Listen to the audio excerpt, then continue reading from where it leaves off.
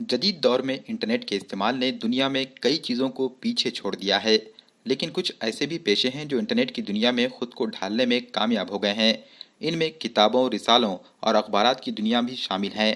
لوگ اب hard copy کے بجائے آن لائن کتابیں اور اخبارات کا مطالعہ کرنے کو زیادہ ترجیح دیتے ہیں، لیکن انٹرنیٹ کے بڑھتے رجحانات کے باوجود نادر میں اخبارات کو اس کی اصل شکل میں پڑھنے کا مزہ قارئین آج بھی اٹھاتے ہیں۔ اخبارات میں شائع ہونے والا مواد اس کی ایک اہم وجہ ہے۔ روزنامہ کامل یقین بھی ان اخبارات کی فہرست میں اعلیٰ مقام پر ہیں جو صرف اپنی سرخیوں سے ہی لوگوں کی توجہ کھینچ لیتے ہیں۔ اخبار کے ایڈیٹر محمد صادق کی لگائی گئی سرخی قارئین کو پوری خبر پڑھنے پر مجبور کر دیتی ہیں۔ یہی وجہ ہے کہ روزنامہ کامل یقین اردو دنیا میں اپنی ایک منفرد پہچان رکھتا ہے۔ سینئر صحافی ایڈیٹر محمد صادق کی نگرانی میں روزنامہ کامل یقین نے 12 برس کا سفر کامیابی سے مکمل کر لیا ہے۔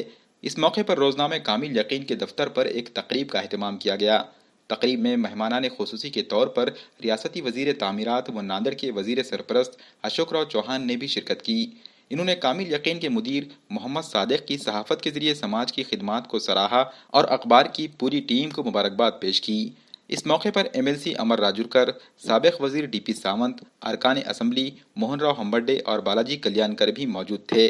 اس تقریب میں ناندیڑ کے ڈپٹی میئر مسعود احمد خان، سابق میئر عبدالستار، اسٹینڈنگ کمیٹی کے چیئرمین وریندر سنگھ گاڑی والے اور ایم آئی ایم کے سابق ریاستی صدر سید معین، موجودہ مراٹھواڑہ صدر فیروز خان لالا، ناندیڑ ایم آئی ایم ضلع صدر امجد بیگ و دیگر نے بھی شرکت کی۔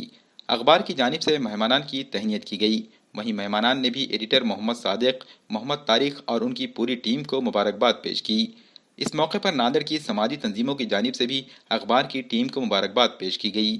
اخبار کے دفتر پہنچ کر تنظیموں کے ذمہ داران اور ارکان نے محمد صادق اور ان کی ٹیم کی گلپوشی بھی کی۔ اس تقریب میں ناندیڑ کی صحافتی برادری نے بھی روزنامہ کامل یقین کی اردو دنیا کے لیے کی جا رہی خدمات پر خوشی کا اظہار کیا اور اخبار کے کامیابی سے 12 برس مکمل کر لینے پر مبارکباد بھی پیش کی۔